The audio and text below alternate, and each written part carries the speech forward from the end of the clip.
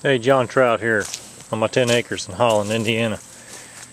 Let's take a look at this tree, a victim of Sunscald, and thought we might talk about that here for just a minute. This is a maple tree. It's been in the ground here about 8 years, and you can see some of the damage. This is Sunscald damage. This is splitting off the main trunk. It's healing, and it's really pretty much past any protection I can give it at this point. I should have given it some protection years ago. I've got a lot of young trees on the property that still need the protection, a lot of fruit trees.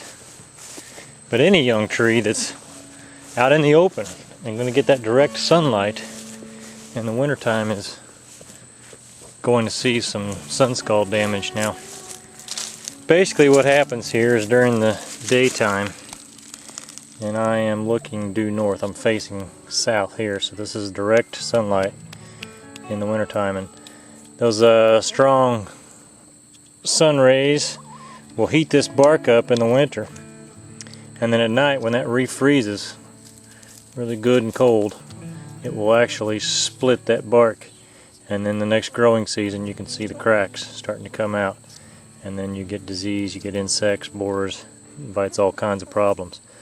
Once again, this tree is probably a little bit too far gone to do much to protect at this point. But we're going to protect some of the others that aren't too far gone, starting with this John Rick persimmon right here. That trunk needs to be painted. Let's go mix up some paint. Now what I've got here is a flat exterior latex paint. We're going to mix it about 50-50 with water, and then we're going to paint that onto the trunks. Got some water in a cup here.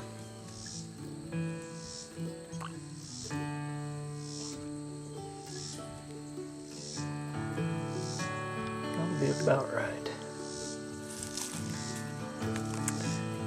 This is a great project for the little ones, and my son's done a lot of this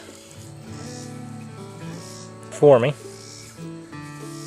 But it's about 100 degrees out here this evening. For some reason he didn't show a whole lot of interest in coming out here with me. But we're going to mix that up real good. Start painting.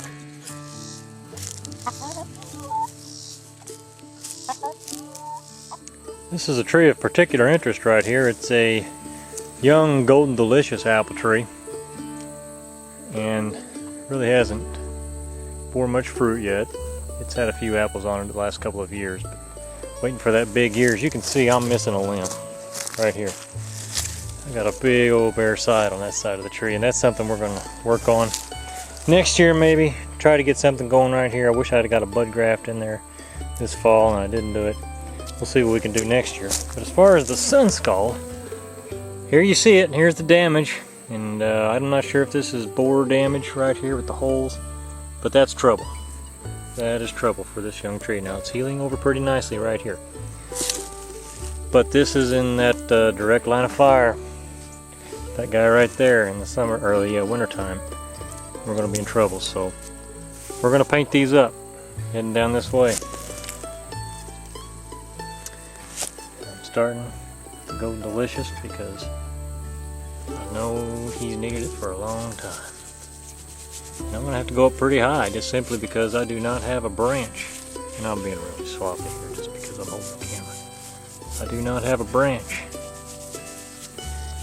to provide any type of shade over here on this side. When you dilute this paint with water like that, it really does go a long way. But you get the basic idea. And I'll assure you, it's something you're going to want to do. If you've got young trees out in an orchard, you've paid $20 and $30 for a grafted tree. Protect it. This is one of your first lines of defense right here. I know you don't want white bark out in your orchard. I didn't particularly want it either, and that's why I didn't do it, but I paid the price for not doing it. So from here on out, young trees get painted out here. We're going to go all the way around. Right here we got our Liberty apple tree, and it's a young tree. Haven't really got any fruit off of it yet. Next year I should. It's got a lot of flower buds on it. One branch undergoing some repair right there. Hopefully that'll work out. But we're here to paint this trunk today. Now, Liberty so far, it's been pretty much unscathed. But we're not going to leave it a chance any longer. We're going to come in here with our white exterior latex diluted half with water paint. Start brushing on. And I want to go up about to that first branch right there. Like I said, I'm not a real fan of painting my trees white. I didn't want to do it. Damage isn't worth having. I'll eat these trees up. Out here in this environment, growing in the open like this, get a full blast of that southwest sun in the wintertime. We'll heat that bark up, refreeze it at night, split, and then you see it that next summer. And all sorts of problems are going to come your way then. But you're getting the idea right here. We've about gone all the way around. Now this is the northeast side of the tree, and really a side of the tree that you don't need to worry about a whole lot, but I'm here with the paintbrush, and if I'm going to do the southwest side of the tree, I'm going to go ahead and do the northeast side of the tree. Just that way. There you go. That's painted up pretty good, and you can make an argument for going all the way up into here. And hopefully, I won't say next year that I wish I'd have done that. But you do get some shading from these branches up here that will help out in this area, but you got nothing down here. But that's what we're going to do. We're going to go down the line here just as I've done some of these others. Get them ready for winter. Thank you for watching.